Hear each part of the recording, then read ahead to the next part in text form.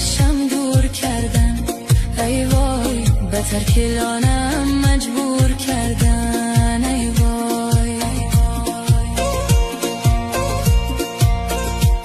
بمیرد رهبرانی خاینی من، ای وای فروختن کشورم یا چور کردن، ای وای ای وای.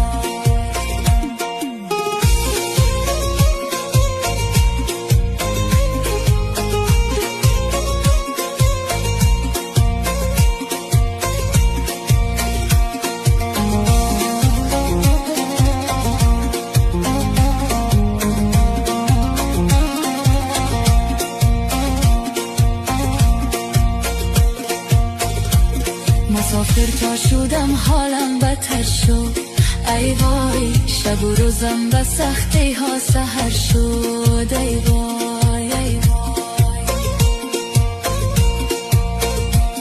زی بس که گریه کردم کرو گشتم، ای وای گریبانم از آب دیده تر شد، ای وای ای وای.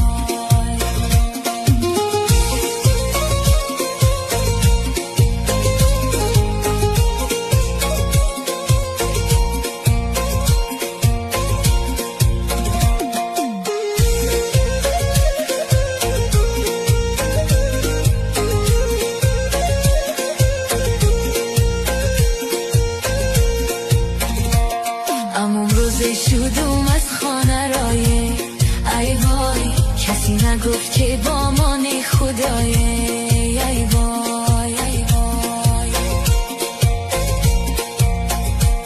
اگر زنده بودم باز پس میایم، ای وای اگر مردم همین باشه جدایه، ای